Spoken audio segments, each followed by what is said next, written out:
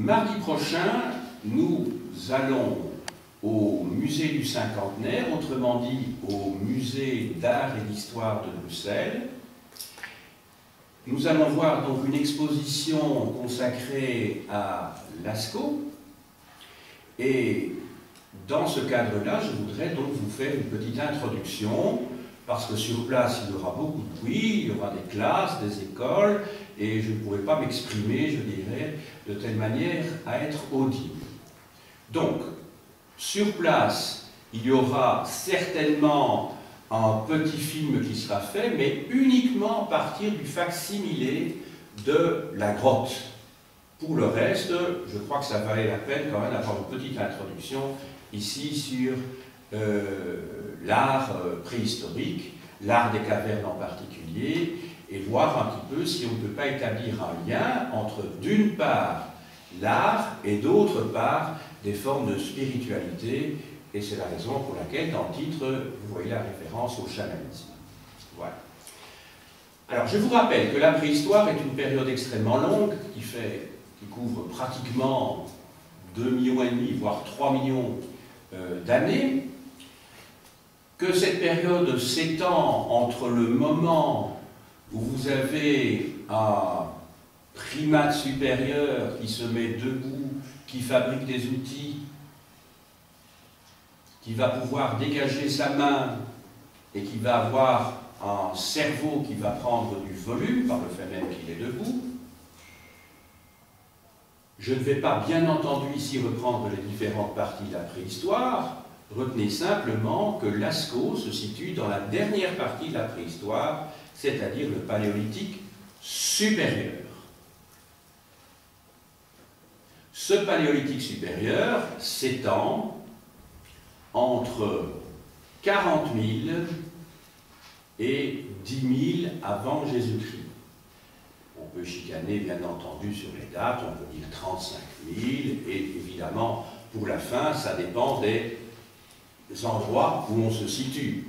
Moi, je vous donne des dates qui sont, grosso modo, valables pour l'Europe. La période qui précédait immédiatement le paléolithique supérieur, que l'on appelle le paléolithique moyen, c'est l'époque de l'homme de Néandertal, qui est caractérisée, entre autres choses, par les premières inhumations. L'époque qui nous intéresse n'est plus celle de l'homme de Néandertal, mais c'est l'époque de l'homme de Cro-Magnon. Ces noms, Néandertal et Cro-Magnon, sont en fait des noms de sites où l'on a fait des fouilles et où on a trouvé le premier crâne ou les premiers vestiges, si vous voulez, ossements d'êtres humains et qui ont donné leur nom à l'ensemble de la période considérée. On a trouvé donc à Néandertal, c'est-à-dire près de Düsseldorf, en Allemagne de l'Ouest, des ossements, donc à Néandertal, et par la suite, tous les êtres humains de cette espèce, on leur a donné, on les a placés dans la catégorie hommes de Néandertal, même si on les a trouvés à plusieurs milliers de kilomètres. Même chose pour l'homme de Cro-Magnon. Cro-Magnon, ça se situe en Dordogne, donc dans le sud-ouest de la France, et après avoir découvert ces ossements dans une grotte, celle de Magnon, parce que Cro, dans le dialecte local, ça veut dire grotte, tout simplement, eh bien, après avoir découvert ces ossements, on a décidé que tous les êtres humains qui appartenaient à ce type-là seraient désignés comme des hommes de Cro-Magnon. Nous-mêmes, nous appartenons à cette catégorie. Nous sommes des hommes de Cro-Magnon, c'est-à-dire des Homo sapiens ou sapiens sapiens, c'est-à-dire des êtres humains qui sont conscients de ce qu'ils font. C'est ça que ça veut dire. Ils sont conscients. Ils savent qu'ils savent. C'est ça que ça veut dire. Les Homo sapiens sapiens. Voilà pour le cadre général. Maintenant, on va essayer de s'approcher de l'art préhistorique et plus particulièrement de l'art du Paléolithique supérieur. La question est de savoir s'il existait déjà des formes d'art avant le Paléolithique supérieur. On en a trouvé quelques traces. Et certains estiment même que les fameux bifaces du Paléolithique inférieur, eh bien, c'était déjà des formes d'art, puisque les hommes qui avaient taillé ces pierres avaient la notion de symétrie. On a retrouvé également des traces de colliers, par exemple, pour l'époque de l'homme de Néandertal, à l'époque donc du Paléolithique moyen. Mais il va se produire aux environs de 35 000 avant notre ère une véritable révolution qui, elle, sans aucun doute, peut être qualifiée de révolution conceptuelle, de révolution spirituelle, de révolution artistique. Il va y avoir une véritable explosion à ce moment-là de talents artistiques qui vont naître. Au début de cette période, on trouve, outre des pendeloques, outre éventuellement des cultes de crânes qui peuvent être marqués eux-mêmes, on trouve ce que l'on appelle des Vénus, qui vraisemblablement sont des déesses de la fécondité. Et ce n'est que plus tard que l'on va voir des formes d'art sous la forme de peinture, avec très clairement un projet de représenter quelque chose, même si cette représentation n'est pas la représentation obligatoirement de la réalité.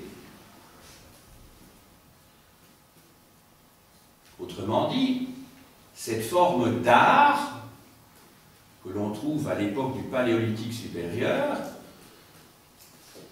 peut mêler des formes réalistes et d'autre part des scènes imaginaires.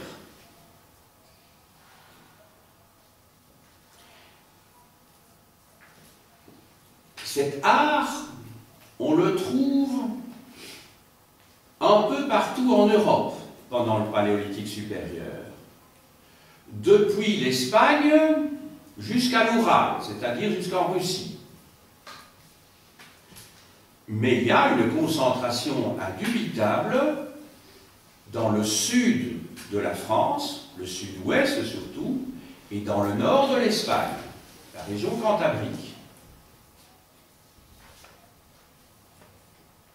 Donc on peut dire que la France, en tout cas le sud-ouest de la France et une partie de l'Espagne, ce soit la région cantabrique essentiellement, eh bien, ces deux régions-là sont de véritables musées de la préhistoire, caractérisés évidemment par quelques sites. Parmi ces sites, on trouve bien entendu celui que nous allons voir mardi, donc dans le parc du Cinquantenaire à Bruxelles, à savoir le site de Lascaux. Le site de Lascaux, c'est écrit au tableau, donc je demanderai peut-être de fixer peut-être la ligne du temps. Lascaux se situe bien à la fin du Paléolithique supérieur, l'époque que l'on appelle l'époque magdalénienne, du nom d'un site en France qui s'appelle la Madeleine. Ça va? Donc ces périodes portent le nom également de sites, comme le Solutréa. C'est lié évidemment à la roche de Solutré. Ça vous rappelle peut-être, enfin non, vous êtes trop jeune, que chaque année, le président François Mitterrand faisait un pèlerinage avec ses proches sur la roche de Solutré, l'Aurignacien, la même chose, c'est lié à Aurignac. Donc tout ça, c'est lié à des endroits précis, et je ne reviens pas sur ce que j'ai pu expliquer tout à l'heure sur le fait qu'un lieu peut donner son nom à une période. Hein. Ce qu'on appelle donc des sites éponymes. C'est le mot technique pour désigner ces sites-là, éponymes, qui donnent leur nom à.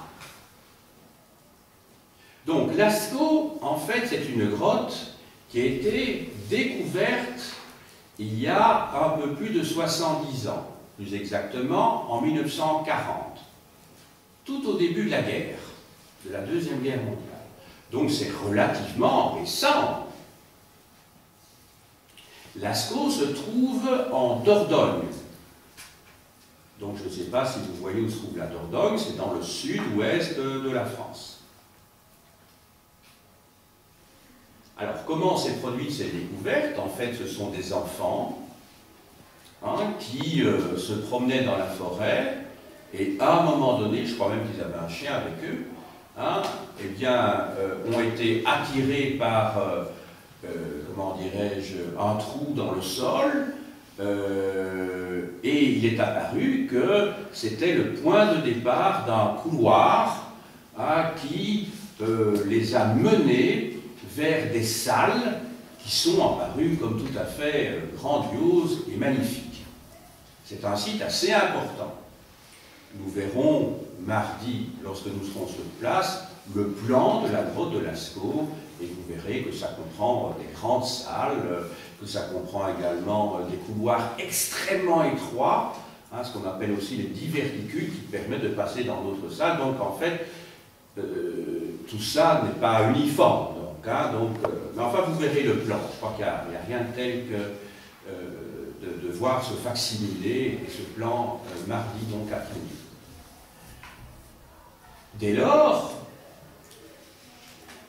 l'instituteur du village qui a été prévenu a fait appel à des spécialistes, les plus grands spécialistes de l'époque, et en particulier l'abbé Breuil. B-R-E-U-I-L.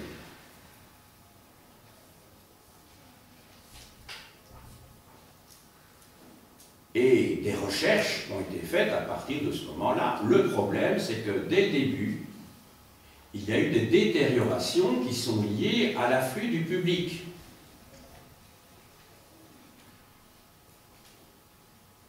Le public, en visitant ce site, est entré, a fait rentrer par le simple fait que quand vous respirez, vous produisez du gaz carbonique, ou vous rejetez plus exactement du gaz carbonique, et que des champignons sont apparus sur les parois, qui vont endommager donc ce site.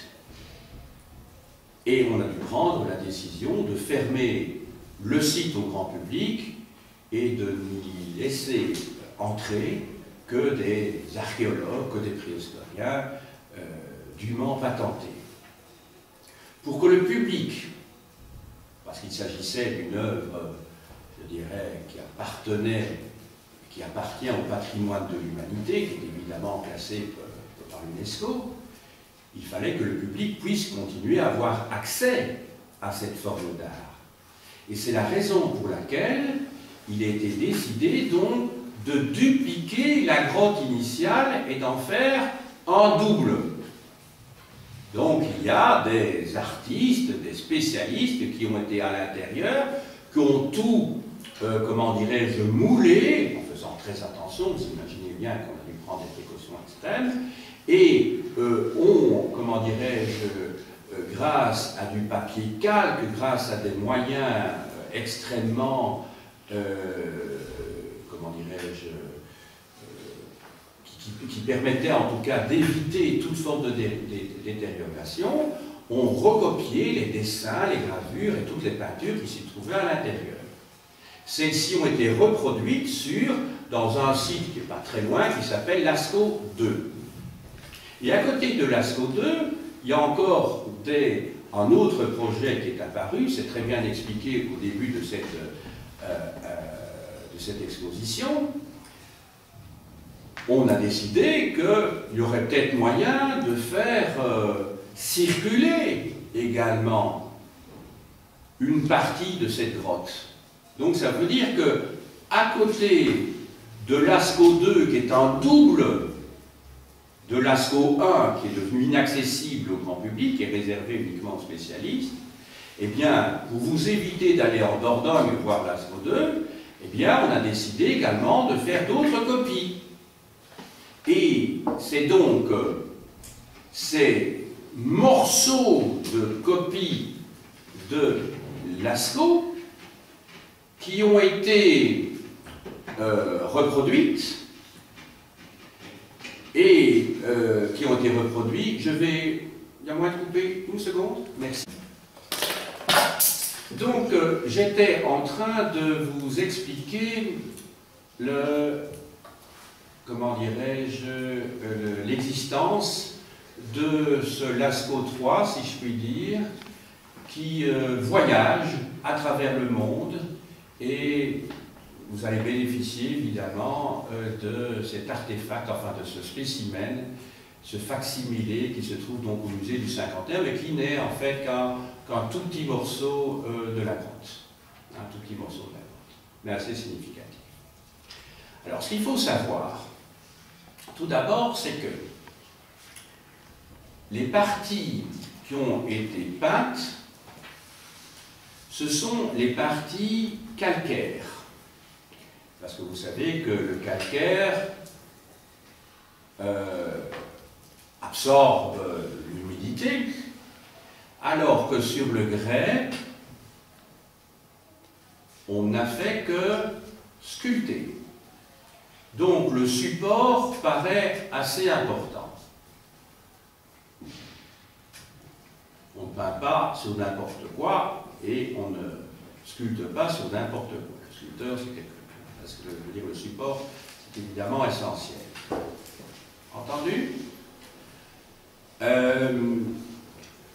À Lascaux, on a longtemps cru, ou plutôt, c'est pas cru parce qu'on n'est pas dans la croyance, on est dans les instruments, je dirais, on est dans le domaine scientifique, on avait daté le site d'entre 20 000 et 11 000 avant Jésus-Christ. Je vois qu'il y a des étudiants qui sont en train de s'échanger une correspondance depuis tout à l'heure. Je propose que vous poursuiviez tout à l'heure. C'est pas quand même très... Ça ne paraît pas essentiel. Hein. Voilà. Donc, j'étais en train de vous dire qu'on avait daté le site dans le cadre d'une fourchette assez large, et il est évident que dans le site, les peintres, les artistes ont œuvré à des moments différents, ça c'est sûr, mais plus que vraisemblablement, les plus anciennes peintures, et même de nombreuses peintures, datent de 19 000 avant Jésus-Christ, grâce aux méthodes les plus récentes, c'est-à-dire celles qui datent du début du XXIe siècle.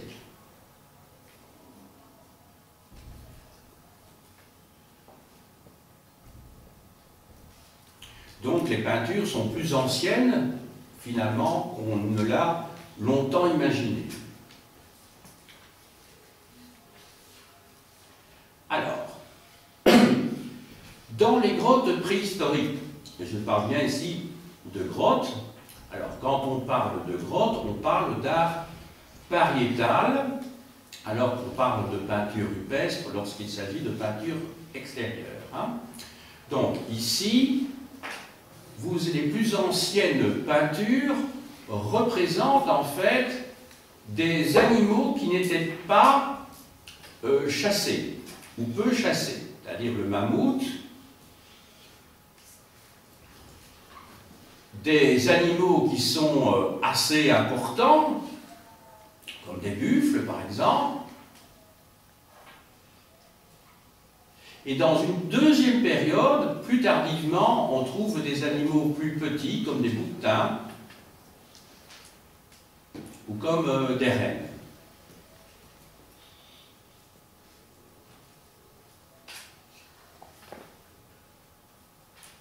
On trouve également des chevaux dans cette période-là.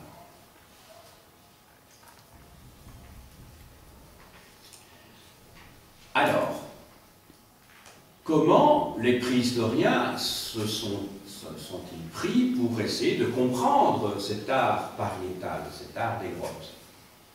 Ils ont émis plusieurs hypothèses. Certains n'y ont vu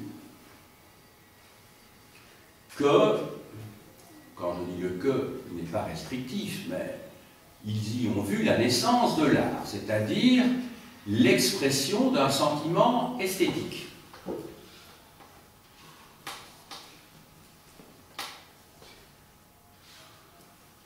Tout à fait remarquable d'ailleurs. D'autres ont essayé de comprendre cet art comme étant l'expression d'une religion totémique.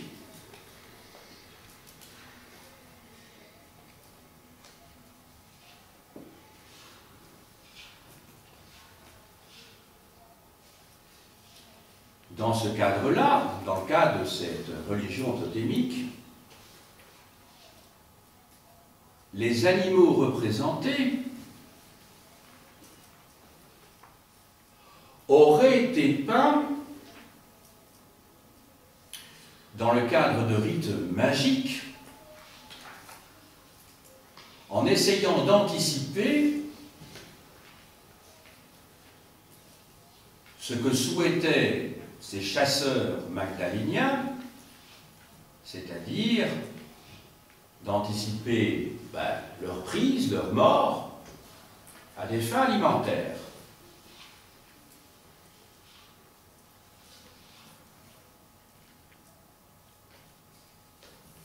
Ensuite, il y a eu l'hypothèse structuraliste, qui est l'hypothèse, par exemple, de Annette Lamain-Gamperer, et je vous écrirai tout à l'heure les noms au tableau, ou de André Leroy-Gourand. Ces préhistoriens qui écrivaient ou qui faisaient leurs recherches dans les années 60 et 70 vivaient une époque où le structuralisme avait pignon sur rue, et le structuralisme ne cherche pas à dater véritablement les œuvres d'art, mais cherche plutôt à comprendre les liens entre les animaux, entre les signes que l'on trouve dans ces grottes, pour voir dans quelle mesure ils forment système. Ils forment un système. Donc, autrement dit, les structuralistes, ils sont très influencés par les théories qui remontent à 1913 de Ferdinand de Saussure, qui était un linguiste suisse. J'écrirai ce nom aussi tout à l'heure au tableau, ne vous en faites pas.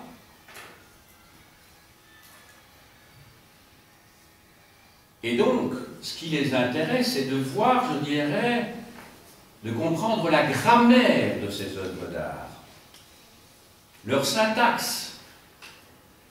Même si Leroy-Gourand lui-même a tenté une datation sous la forme d'une succession de styles, le style 1, le style 2, le style 3, mais cette datation a été remise en question par la suite grâce aux méthodes de datation moderne à partir des pigments, entre autres choses, pigments de peinture.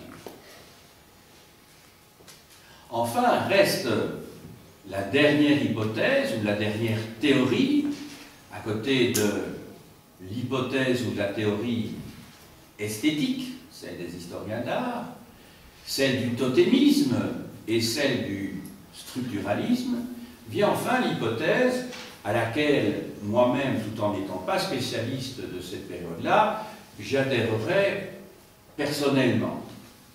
C'est la théorie du chamanisme.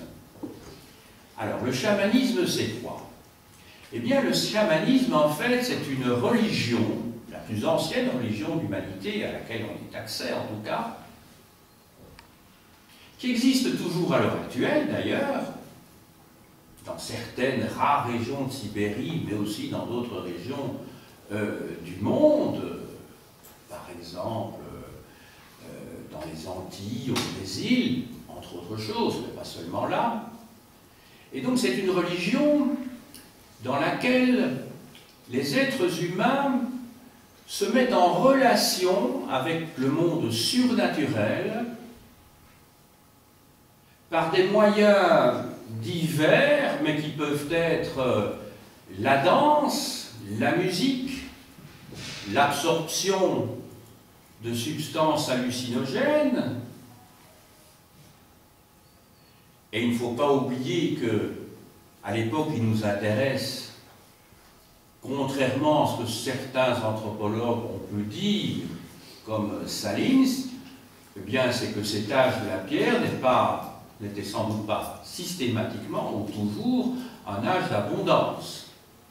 Autrement dit, la faim, le froid était le lot quotidien. N'oublions pas que nous sommes à la période de la 4e glaciation.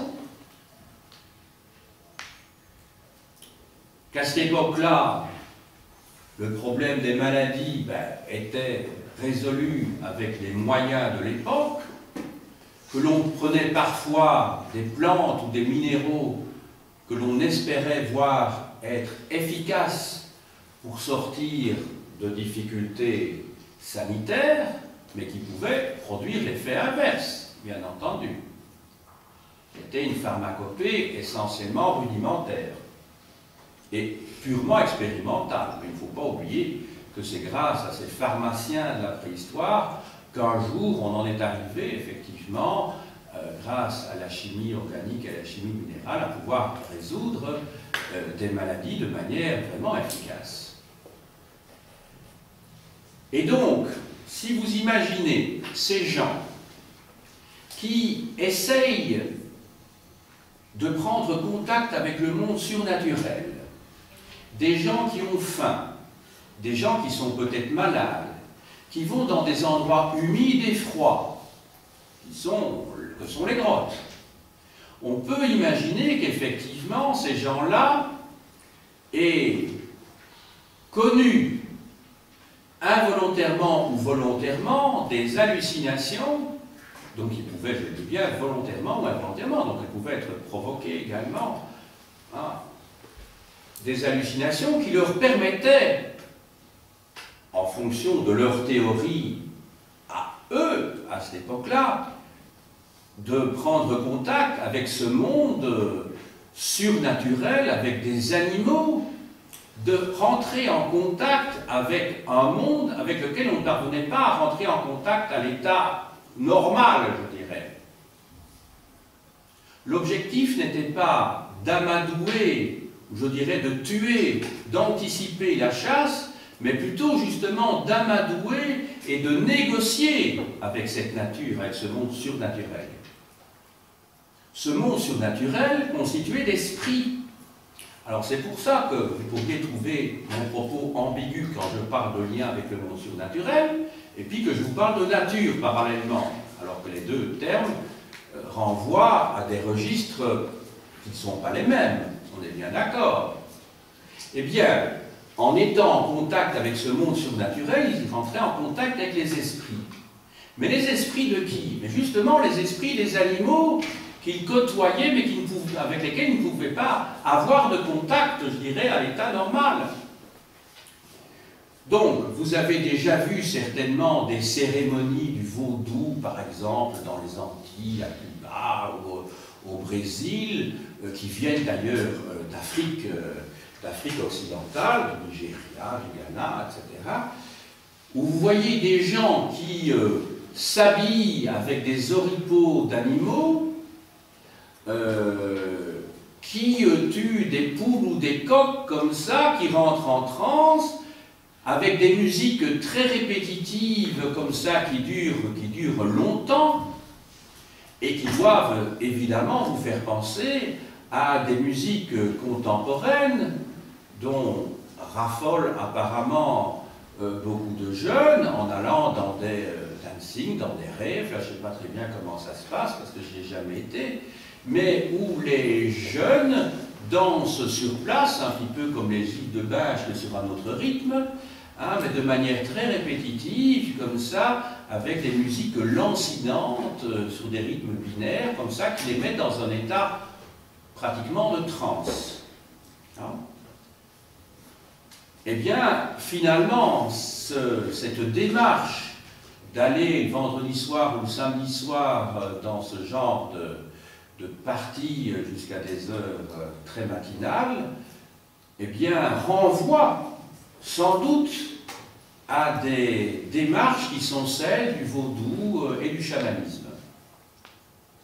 Ça va? A fortiori, si vous ajoutez quelques substances de type hallucinogène qui accélèrent le rythme de votre cœur, ou qui, vous voyez ce que je veux dire, et qui vous mettent dans des états un petit peu particuliers, eh bien, en fait, les jeunes ne se rendent pas compte qu'ils jouent au chaman à ce moment-là. Hein? Ils jouent au chaman sans le savoir. Mais c'est du... Voilà.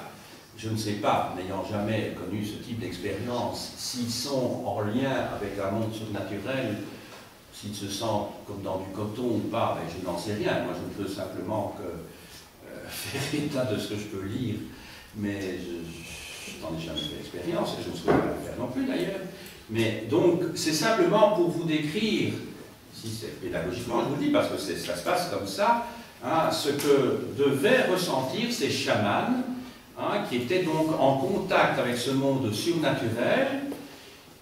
Et ces chamans, en fait, c'était des personnages qui étaient choisis ou qui s'autodésignaient, on n'en sait strictement rien, mais par la communauté pour servir de lien, justement, entre le monde d'ici-bas et ce monde d'ailleurs.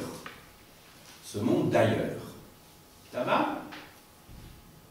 Ça, c'est l'hypothèse qui a été retenue, entre autres choses, par Jean-Claude, dont je vais vous montrer des ouvrages. Ça, il vit toujours, vous le verrez, une interview de Jean-Claude d'ailleurs, à côté d'autres préhistoriens, parce qu'il y a toutes les écoles qui sont représentées dans cette exposition, et chaque préhistorien expose sa théorie pendant 2 minutes. Ce sont toutes des vidéos les unes à côté des autres. Donc c'est fait de manière très honnête, puisque chacun peut exprimer, au fond, à partir de ses compétences, et les compétences de ces gens-là sont toutes très sérieuses, les hypothèses qu'il formule quant à l'origine de l'art préhistorique,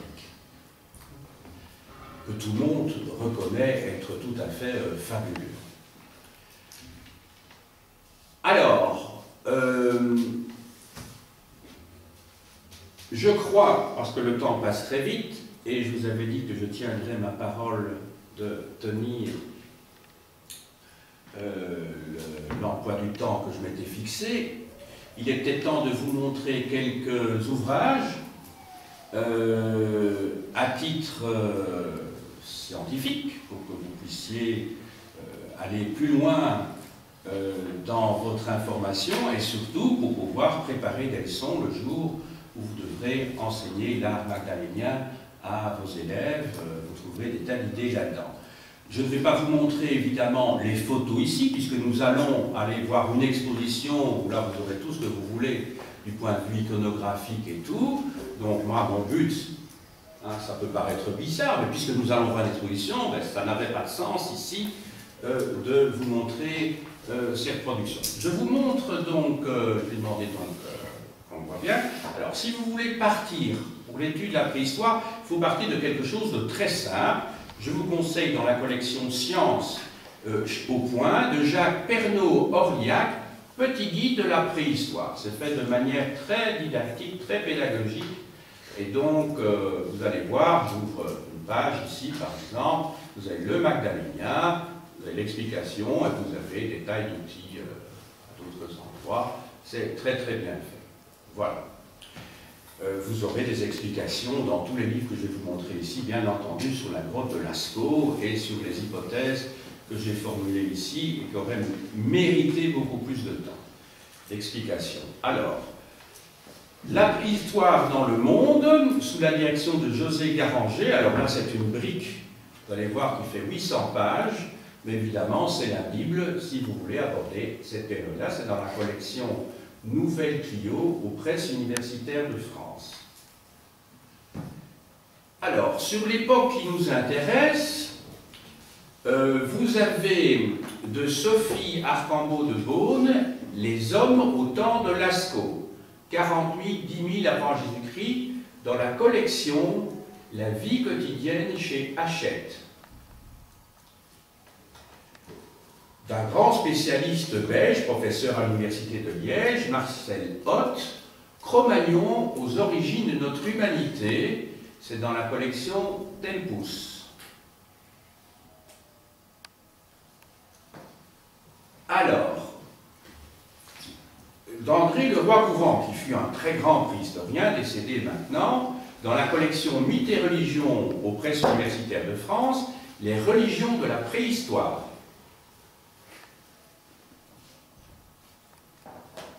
Du même auteur, Les chasseurs de la préhistoire, éditeur Métayer.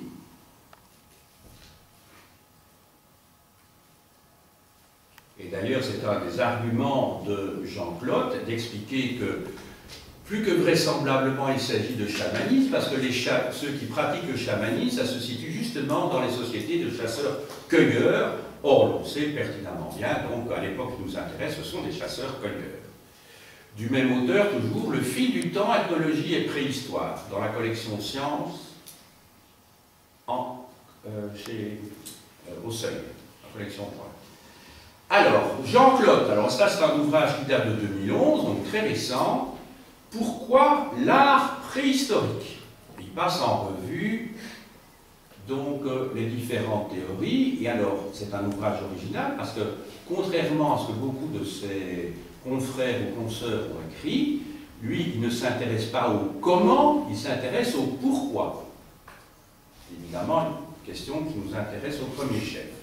De Marcel Hoth, déjà signalé tout à l'heure, Les origines de la pensée, archéologie de la conscience. Donc c'est un grand préhistorien, c'est publié chez Mardaga. Alors, dans la collection Dossiers d'archéologie, alors là ça vous est plus accessible, d'autant plus que la collection se trouve ici à la bibliothèque de l'école. Alors, le numéro de décembre 95, l'art préhistorique, gros. Chauvet, grotte Cosquer, Lascaux, Nio, Altamira. Donc, Chauvet et Cosquer, ce sont deux sites extrêmement importants qui ont été découverts dans le courant des 20 dernières années. La grotte Cosquer se trouve en fait près de Marseille, dans le département des Bouches-du-Rhône, et la grotte Chauvet se trouve en Ardèche. Alors, ça a remis complètement en question tout ce que l'on croyait savoir jusqu'alors, parce que, à partir de la découverte de ces deux grottes-là, et si vous le voyez peut-être sur ma ligne du temps, vous allez voir que la grotte Chauvet et la grotte Cosquer, ce sont des sites d'art préhistorique qui sont antérieurs à Lascaux. Et regardez, on monte pour la grotte Chauvet jusqu'à moins 31 000, moins 32 000, alors que Lascaux, 19 000. Donc ça veut dire que l'art préhistorique, maintenant je parle bien des peintures, elles sont datées, elles remontent à plus de 10 000 ans avant Lascaux. Vous voyez, il y a 13 000 ans de différence entre Chauvet et Lascaux. Ce sont des sites tout à fait remarquables. Alors, dans les dossiers d'archéologie, septembre 2004, la préhistoire en France, 100 ans de découverte. À moins de revenir ici. Oui. Alors, dans la collection Religion et Histoire, plutôt la revue, le numéro de juillet 2012, Préhistoire des religions. Donc, je me suis évidemment inspiré, puisqu'il y a un article qui a été co-signé par Jean-Claude et Marcel Hoth sur ce sujet-là. Alors, de Georges Bataille, que vous connaissez comme écrivain, bien sûr, écrivain français, il a écrit chez Skira un volume remarquablement illustré qui s'intitule Lascaux. Et je vous montre quelques reproductions à l'intérieur. Donc c'est un ouvrage tout à fait remarquable. Et Skira, c'est donc un grand éditeur d'histoire de l'art, d'ouvrage d'histoire de l'art en Suisse. Alors, Jean-Marie Chauvet lui-même, c'est-à-dire l'inventeur, parce qu'on ne dit pas découvreur, je vous l'ai déjà dit, l'inventeur de la grotte qui porte son nom, a écrit un ouvrage avec des collaborateurs sur la grotte, à laquelle il a donné son nom. Donc c'est une grotte qui se trouve en Ardèche. Et alors si vous regardez bien sous la page de couverture, ici, vous allez voir un rhinocéros. Alors, vous voyez qu'ils ont le sens du mouvement. Pour montrer qu'il est en train de charger, le mouvement du rhinocéros, de la charge est décomposé. On pourrait croire qu'il s'agit de rhinocéros, qu'il y a plusieurs rhinocéros qui se trouvent les uns à côté des autres. Mais manifestement ici, il y a une décomposition de la corne du rhinocéros qui donne cette impression de mouvement. Et enfin, un dernier ouvrage de Denis Vialou, dans la célèbre collection L'univers des formes. Alors là, je peux vous montrer, bon, je vous montre l'ouvrage, mais ça ne vous montre pas grand-chose, donc je vais ouvrir le livre. C'est un très très beau livre. Voilà, par exemple ici, sur votre droite, vous avez ça à Lascaux. C'est ce qu'on appelle, vous voyez tous ces petits carrés, vous voyez, c'est ce qu'on appelle des blasons. Voilà. Alors on ne sait pas très bien à quoi ça correspondait dans la préhistoire, bien entendu. Donc les signes que l'on trouve, outre les animaux, ce sont soit des signes qui ont été interprétés comme des signes sexuels par le roi Gourand et la main temporaire, c'est-à-dire quand vous avez des petits ronds, tout ce qui est les formes vives sont associées pour le roi Gourand à des symboles féminins, et quand vous avez des petites barres, voilà, ce sont des symboles, pour eux, des symboles masculins. Ça va? Vous avez des blasons et vous avez alors des animaux. J'ai dit.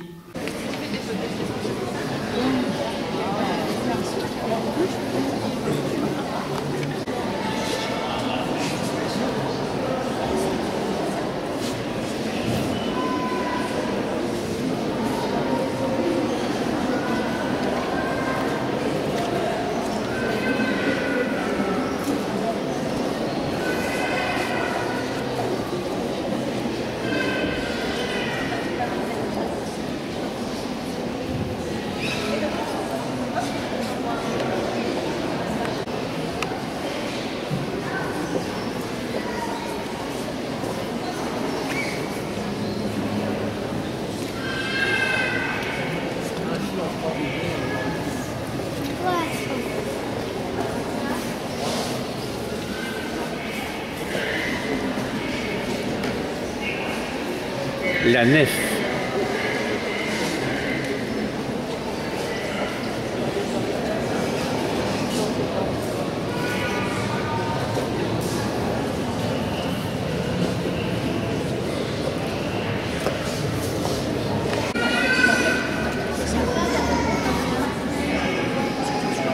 Le diverticule axial.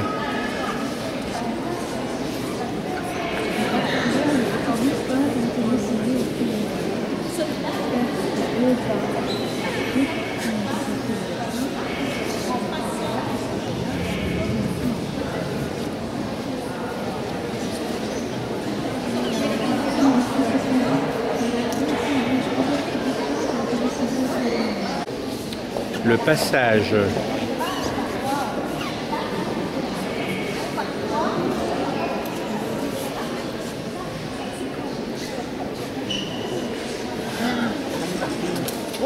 J'en laisse tomber mon papa.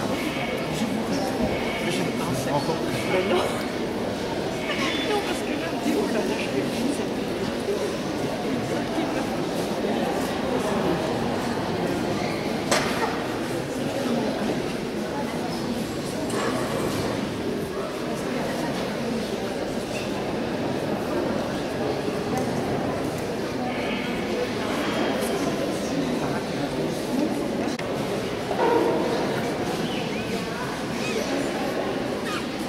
La nef.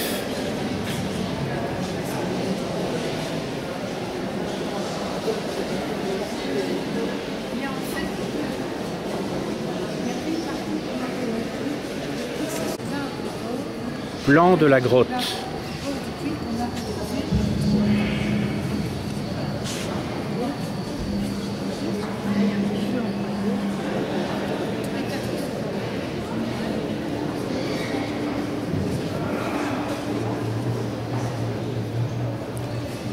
Point 2, salle des taureaux.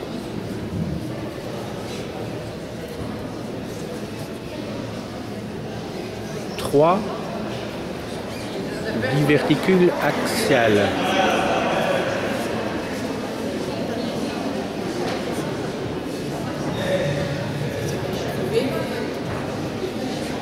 4 méandres.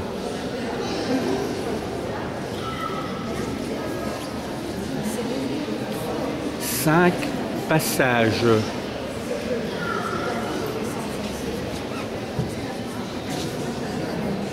6 absides.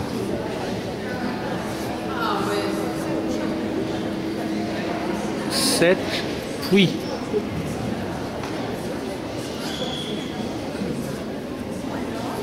8 salles ensablées.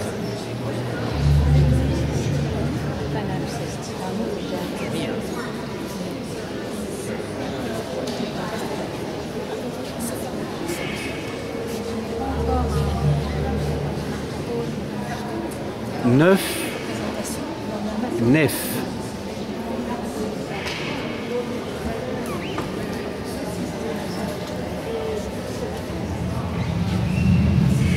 10 galeries de Montmilk.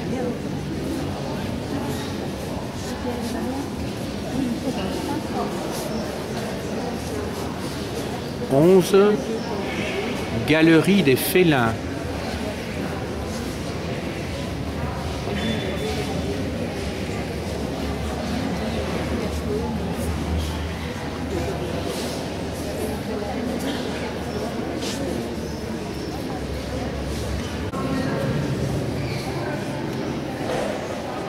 'La salle des taureaux'.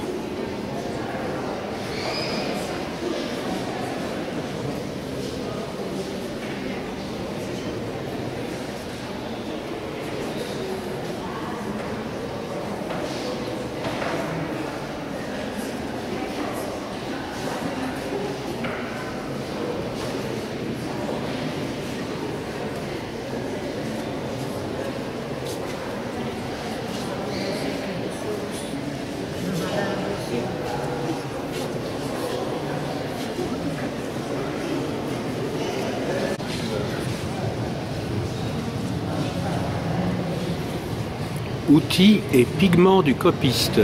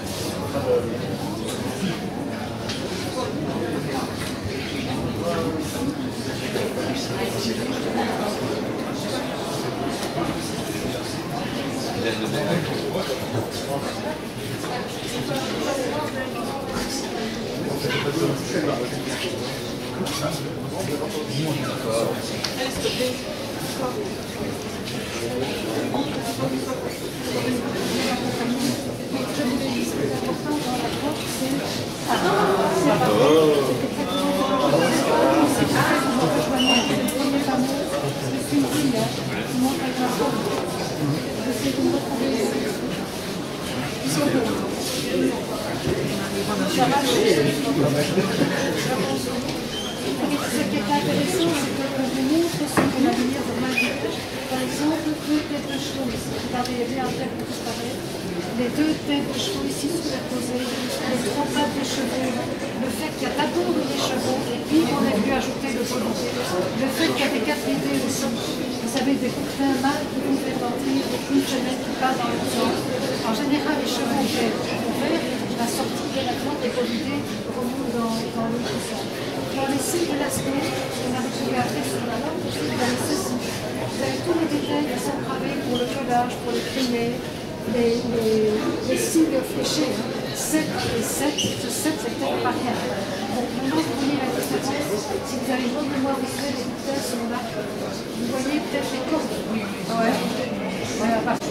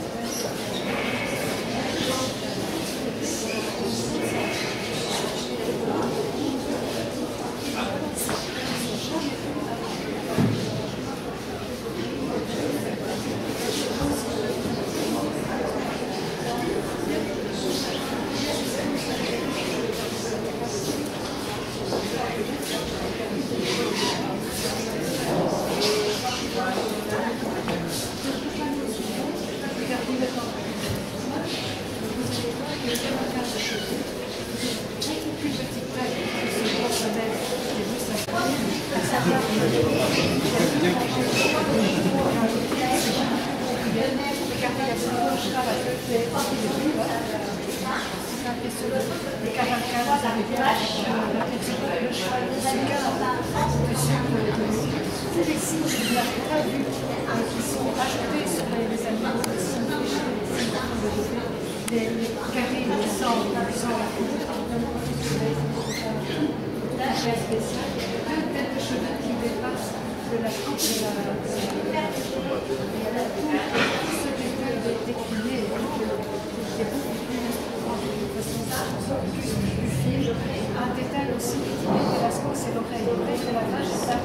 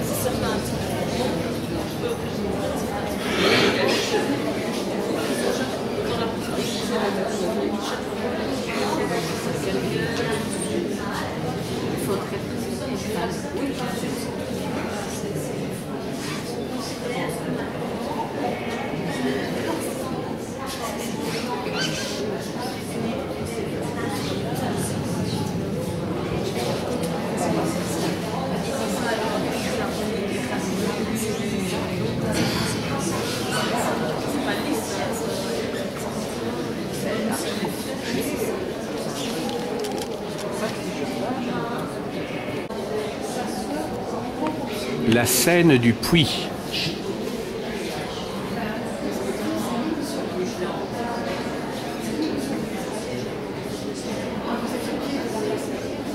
Alors là, on voit un homme couché, sans doute un chaman, qui a une tête d'oiseau, il a son pénis en érection. Vous avez en dessous de son corps une tige avec un oiseau également. Alors vous allez voir que l'animal est blessé. On voit ses tripes qui sont en train de sortir de son ventre.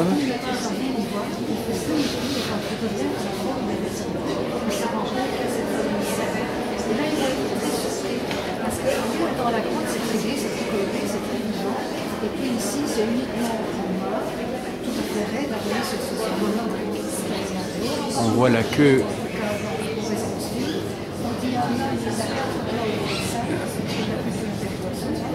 de l'animal en l'air. Voilà les tripes. Il y a au pied de l'animal, le personnage qui pourrait, cet objet qu'on appelle un propulseur, qui sert à installer l'arme de jet. Donc l'arme de jet, c'est la saguée. C'est la saguée ainsi. Et quand on l'utilise, on fait ce geste-ci. Ça vous permet de lancer une saguée 30, 40, 50 mètres.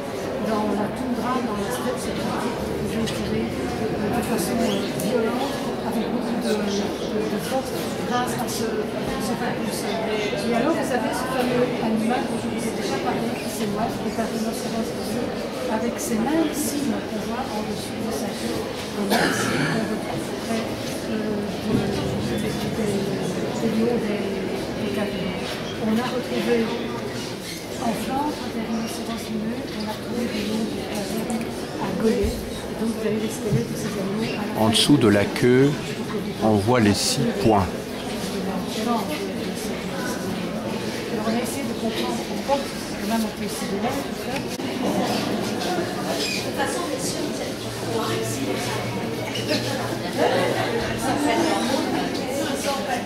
Et j'aime Le panneau des bisons.